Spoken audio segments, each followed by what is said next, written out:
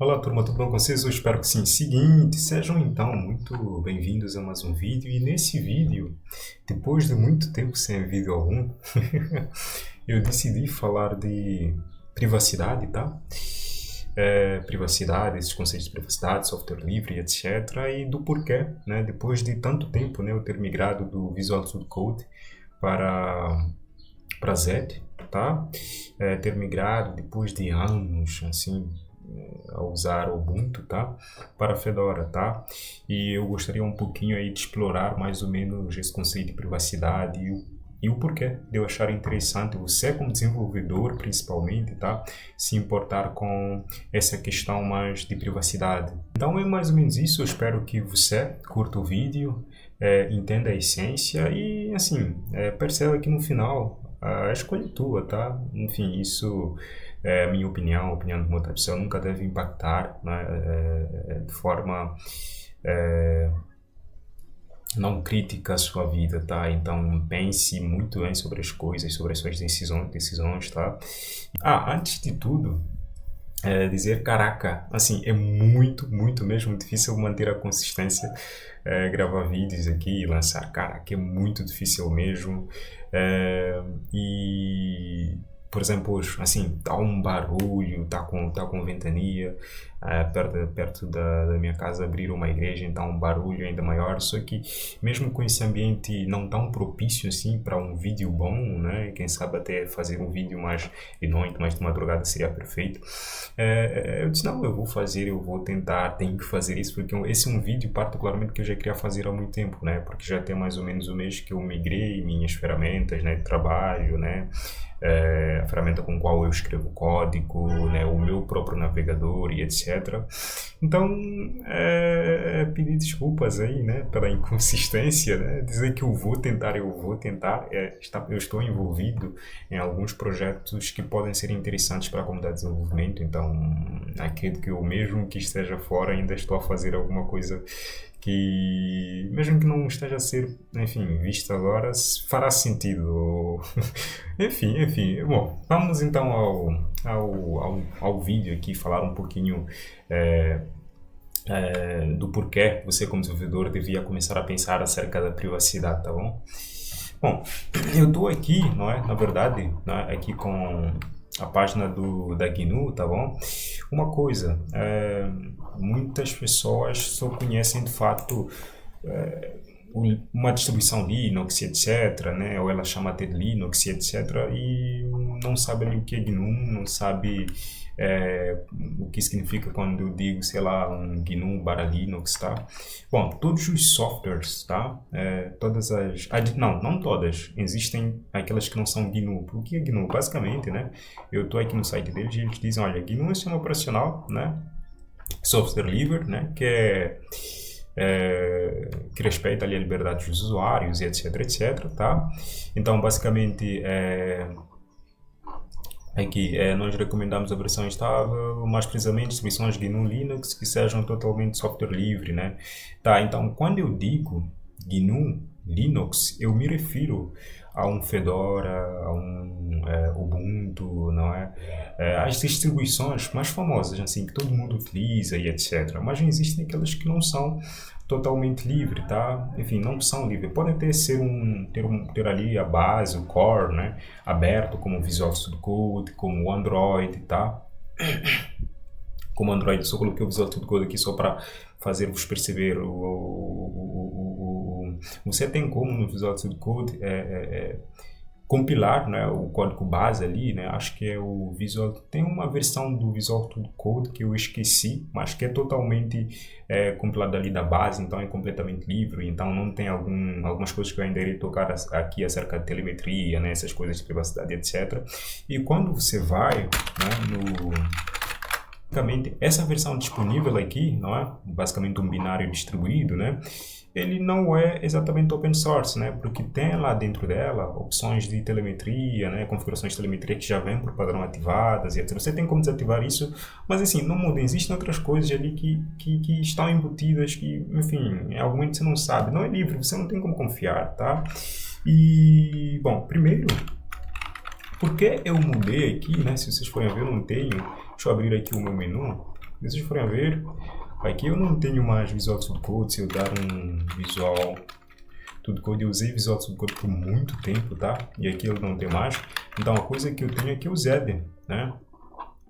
Então, como vocês podem ver, aqui eu tenho o Zed, não é? Aqui eu estava, eu estava basicamente aqui a ter um projeto, né? Aí que eu estou a trabalhar nele, que é o All, tá? Que é basicamente enfim, eu basicamente irei fazer algum vídeo a falar aqui do All, tá? Basicamente uma ferramenta Rust, né? E, enfim, mas é basicamente isso. Então, basicamente eu não tenho aqui Visual Studio Code, não tenho... eu tinha apagado o Chrome, tá? Eu agora utilizo Zen, tá? Eu tinha apagado o Chrome, só que eu precisei reinstalá-lo porque algumas ferramentas que na minha empresa atualmente eles utilizam o Discord, né? E o Fedora ali tem alguns problemas, até o próprio Zen tem alguns problemas com a partilha do ecrã do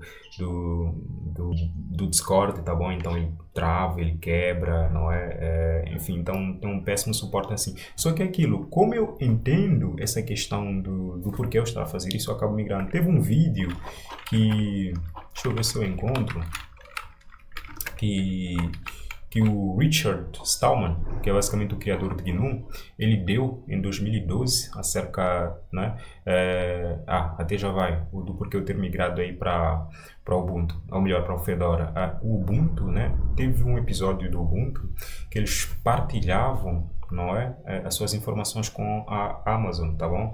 Então o que acontecia? Eu estava aqui, não é, estou aqui no meu ambiente desktop, tá? Isto aqui, que vocês veem aqui, essa caixa de pesquisa, essa barra de pesquisa, né, o search box, né, chamam basicamente de sim, é o unit, né, dash search, alguma coisa assim.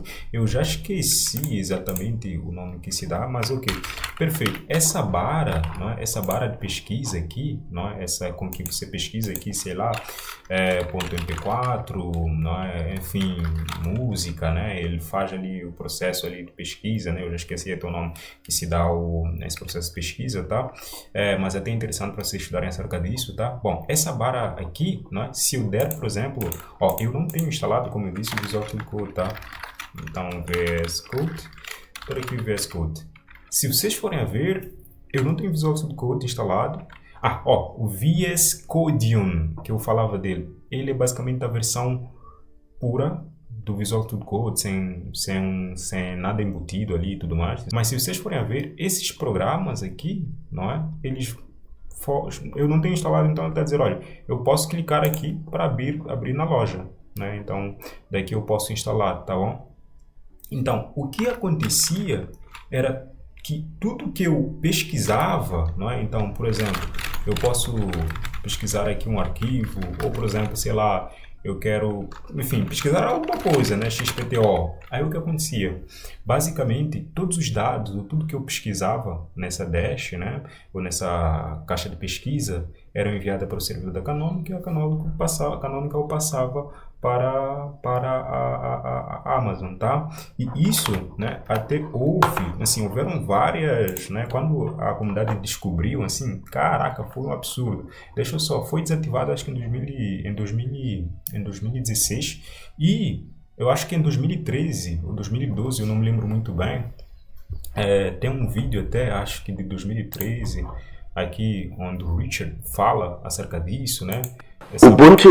Essa parte da conveniência e da liberdade, tá? O que você devia escolher e etc, tá? Como eu disse, ele é um criador do GNU, e GNU pauta para esse lado mais privado, né? Mais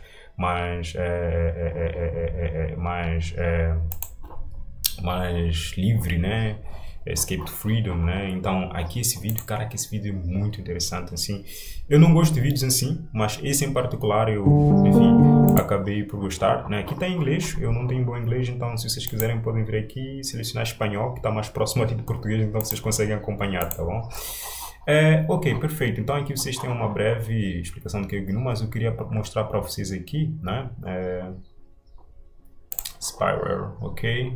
Isto aqui eu não preciso traduzir porque tem uma versão em português, Ó, aqui foi até pelo Richard, né?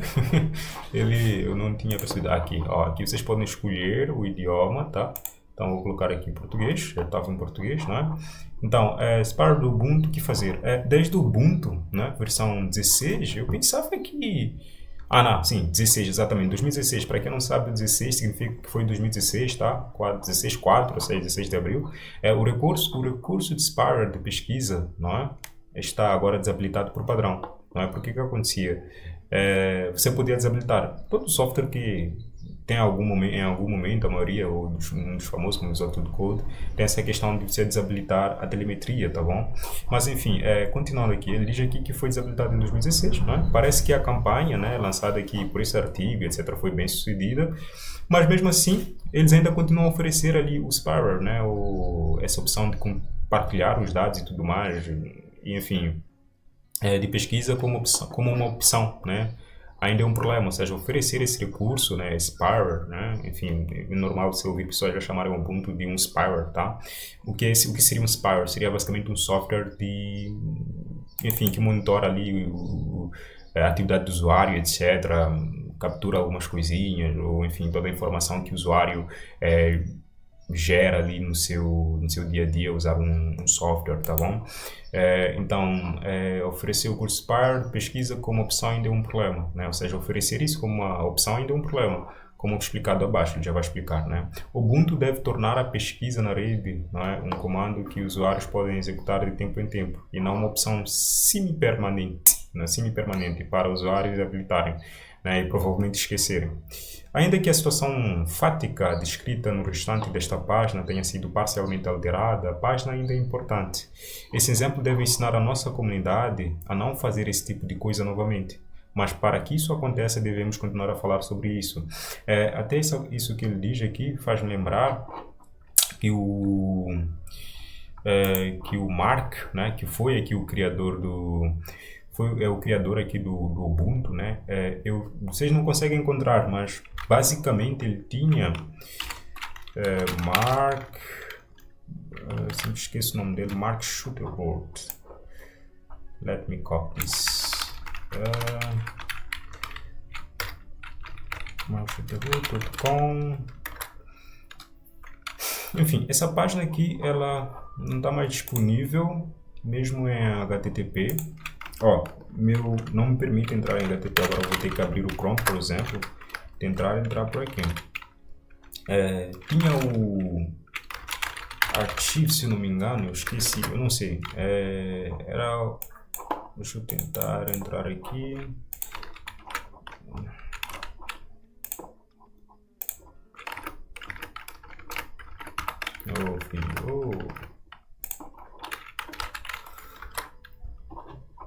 Eu não consigo acessar mais aqui.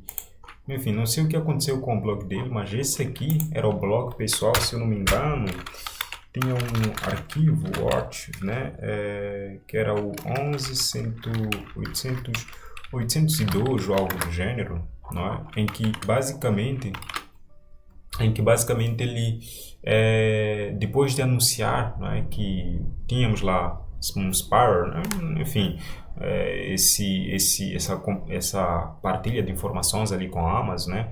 Ele basicamente tinha lá um blog pessoal onde ele escreveu, onde ele defendia, né, ali o recurso, que ele via esse recurso como um adicional, não é, importante ali para usuários, né, onde ele falava mais dessa questão de é conveniente ter, não é, a liberdade é apenas um pressuposto e etc. Então, porque o que aconteceu? Quando eu escrevia, não é, aqui, não é, poderia passar, sei lá, e-book de alguma coisa, um software, etc., da Amazon e tudo mais, e basicamente os usuários ou a comunidade consideraram aquilo como anúncio, né? Então, a pergunta foi, caracas, ter isso em software livre, não é? Um GNU, não é? Logo GNU para Linux, né? Sempre vou enfatizar isso, né? Porque tem uma diferença, por exemplo, Android não é um GNU Linux, tá? Apesar ali de ter ali o kernel Linux e tudo mais, tá? Então, enfim, né? Então, os usuários viram aquilo como um problema, não é, em software livre. E não só, não é? Tinha essa questão, acho que ele disse que isso era criptografado, etc. Mas era aquilo. Caracas, tinha aquilo se você fosse, sei lá, um político, você iria até convencer-se ali com aquela questão mais argumentativa e tudo mais, mas como você como programador, você entende que não tem como, não é? Tudo que você digita aqui, não é, mas eu não sabia. Não, então tinha algum problema, né? Então ele falou acerca disso. Eu não sei se conseguimos achar, se ele mudou assim do endereço do blog, seria interessante nós conseguirmos achar aqui missão, tempo, blá blá blá, nacionalidade, referências, deixa eu ver aqui. Space, nada seguro aqui. Eu não. Não, não tem mais, não tem nada não. Enfim, mas vamos pegar aqui o artigo, né, que nós estávamos a ler. Tá. Enfim, eu vou deixar esse artigo aqui aí embaixo para que vocês possam dar uma olhada, ler e etc, tá bom? Então, uma das coisas, como eu estava a dizer, né, que me fez ali mudar, né, para Zed, né, é que primeiro, não eu já conhecia o Atom, né, eles já vinham ali, né, com essa questão da privacidade, etc. E era uma opção bem mais leve, né, ali para que eu conseguia entregar, por exemplo, o que o Visual Studio Code entrega, tá bom? Eu uso desde muito tempo o Visual Studio Code, então eu consigo dizer que de tempos em tempos aquilo ficava mais pesado, tá bom? Então, bom, era quase difícil de perceber, né? Enfim, mas se você já usava ali por um tempo, você consegue perceber isso, tá bom? E, como eu dizia, né, essa questão de, enfim, da telemetria, da partilha de dados, agora com essa questão das IAs, agora é tudo IA, não é? Tudo IA e etc. Eu estou a pensar até em migrar do GitHub para GitLab, tá bom? Então, enfim, o ponto, não é que da mesma forma que eu mudei do VS Code para o Z, também precisava mudar ali a base, né? Queria sustentar tudo isso, né? Que era meu sistema operacional. Eu tinha ido para o Windows, assim, de fato eu queria usar o Windows, queria dar uma chance, eu nunca consegui, não usar o Windows assim por muito tempo, tá? Sempre parava, ou sempre deixava ele numa máquina virtual, ou tentava fazer dual boot, mas sempre dava problema, então nunca foi meu sistema operacional favorito, nunca fiquei um ano, ou até quase um ano ali com o Windows, tá bom? Então tinha ido para isso. Quando eu voltei, eu já estava com essa questão da privacidade, da segurança, né? E até uma das coisas que me fez ser do Windows não foi essa questão da privacidade, foi exatamente como eu me sentia, né? Eu, usuário, como eu me sentia com a empresa, né? Então era normal, por exemplo, eu ter um problema e, sei lá, tentar reportar e não ter esse feedback, tá bom? Eu sempre digo que o Windows, quando lança a tela azul, eles lançam um problema para o usuário, tá? O usuário não tem que saber daquilo, não tem, né? Então, eu não me senti amparado, tá bom? Então, esse foi um dos pontos fortes que me fez ser do Windows, né? Deixar finalmente ali, eu tinha, como eu disse, né, nesse ano começado a usar. Então, fiquei mais ou menos uns 6 meses, depois voltei, né, para casa, né, que era basicamente uma distribuição Linux. Só que eu não voltei para o meu padrão, que era o Ubuntu, né? E uma coisa, né, é que o Ubuntu, né, ele decidiu pelo caminho dos snaps, né? A maioria das coisas que você instala, aplicativos e tudo mais, eles tentam dar muito mais ênfase aos snaps, tá? E, mas o snap não tem problema, é aberto? Não, uma parte, parcialmente aberto, vou colocar dessa forma, porque nem tudo lá não é aberto, então tem alguma coisa fechada lá, você não consegue olhar assim, procurar saber o que tem no código e tudo mais. Então, essa frustração com o Canonical, do posicionamento deles quanto ao software livre, o uso de snaps, etc, esses problemas que eles tiveram ali com a comunidade, etc, fizeram-me repensar muito mesmo para que eu de fato pudesse ali migrar para o Fedora, tá bom? Não é? E o Zed, né, por fim ali, o Zed, né, ele tem primeiro eu agora, né, comecei a ver o Rust, então ele tem já um ambiente nativo ali para Rust, né, mas também lida muito bem com o ambiente JavaScript, né, que atualmente na minha empresa nós usamos, né, ali um um ecossistema, né? Quase todo o nosso back-end ele é construído em Node, tá? Basicamente BAM, na verdade é Node, só começamos a migrar para o BAM, tá? Por causa dessa questão da performance, etc, né? A facilidade com que tu podias implementar as soluções, né? Essa questão da distribuição, né? Nós usamos uma arquitetura de microserviços, então às vezes era difícil você trabalhar com, sei lá, tem uma ferramenta lá que te permitia fazer isso, que tinha vários problemas, a inconsistência, os problemas do NPM. Então, o Zed oferece-me um ambiente muito bom para trabalhar com essas coisas, assim, é perfeito, né? Essa questão também da performance. Tinha vezes que eu precisava, se vocês forem a ver alguns vídeos até de, assim, de alguns anos, não, de algum tempo atrás, né? Acerca de acho que do webhooks, né, que eu gravei aqui para o canal, eu não conseguia ter um ambiente estável para gravar o vídeo ao mesmo tempo que eu programava, né? Então era muito, muito difícil. Às vezes o webcam ficava travada, ela já não é boa, não é? Eu preciso comprar uma nova, então já travava, exatamente por essa questão de ser pesado. Eu disse que o Visual Studio Code com o tempo, o Visual Studio Code ali com o tempo ficou mais pesado e etc, tá bom? Então, assim, não tinha um bom desempenho, tá bom? E agora com o Zed eu não sinto isso, tá?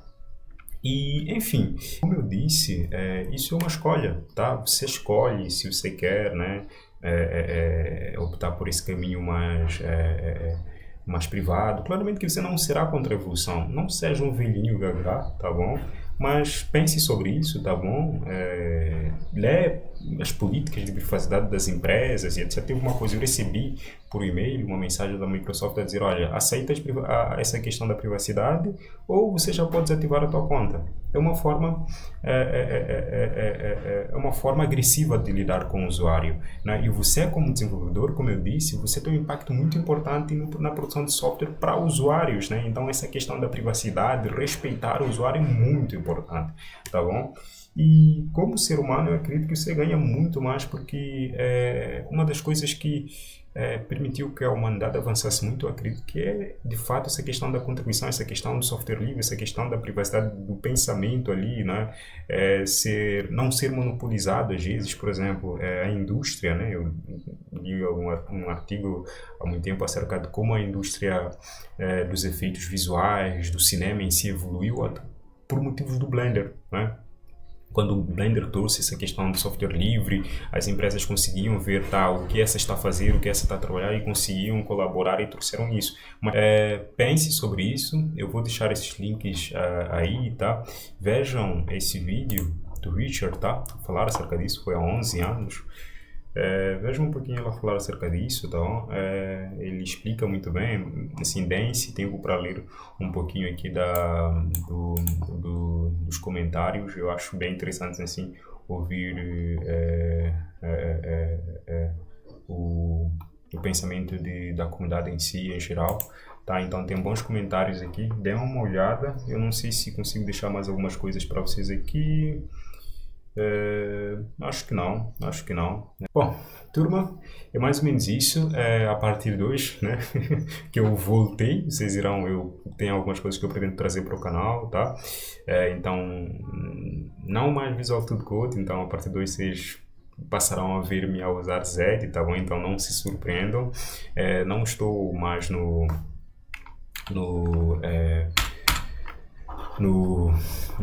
Ubuntu, tá? Então, aqui, deixa eu ver se consigo fechar aqui, ó, Fedora, tá? Então, não se surpreendam, tá? Fedora, Zed, não uso mais o Chrome, apesar, como eu disse, né, tem algumas coisas que eu preciso ter instaladas, mas até o momento que eu conseguir substituir, assim, começar a usar, nem que seja para mudar o meu ambiente gráfico, não é? Eu vou apagar. Eu tinha apagado, né? Eu exportei todas as minhas chaves, não é? E importei ali para o Zen e comecei a usar assim que, enfim, tinha, por exemplo, algumas reuniões que eu precisava participar acho que é o Teams, né? E o Teams não tem suporte ali para o Zen, né? Eles só conseguem, você só consegue usar, sei lá, em um Microsoft Edge ou Chrome, por exemplo. Então, é mais ou menos isso, mas assim, é uma questão não tão prática ao ponto de tu não tens como fazer uma coisa. Então tenha instalado, usa ali ocasionalmente quando você quiser fazer uma coisinha ali e tudo mais. Mas, enfim, não que você vai substituir todo o teu repertório ali de programas para software livre, não, mas lê um pouquinho, saiba ali da índole das empresas, isso é uma coisa muito importante, não é? Deem atenção a isso, pensem sobre isso, é uma coisa importante, né? Enfim, aqui lembra-me uma coisa que eu também estava a ler, né? Lá do Slack Chef, se pode não ter mais de 1000 funções, principalmente a de pifar logo para eu lucrar. Eu irei deixar tudo isso, como eu disse, os links aí para vocês poderem ler, para vocês poderem se informar um pouquinho mais do que aconteceu, de qual caminho estamos a seguir, como a comunidade open source está a seguir ou o código livre está a seguir. E é mais ou menos isso. Eu espero que vocês tenham entendido e aproveitado e que eu tenha, de fato, conseguido, apesar do vídeo ser bagunçado, eu nunca faço um roteiro para gravar um vídeo, por isso eu acredito que eu consigo então ser espontâneo aqui, então isso é perfeito para mim, é um espaço onde eu tenho mais tempo, né, para falar, porque às vezes na comunidade até reclamam, caraca Aurélio, você escreve muito, áudios, sei lá, 5 minutos, não dá, então aqui é um espaço onde eu posso falar espontaneamente sem problema nenhum, tá bom? Então, se é longo, peço desculpa por isso, mas enfim, eu espero de fato que tenha conseguido alcançar o meu objetivo, que é fazer-vos pensar acerca dessa questão da privacidade e etc. E, enfim, é mais ou menos isso. Obrigado, de coração, e fui.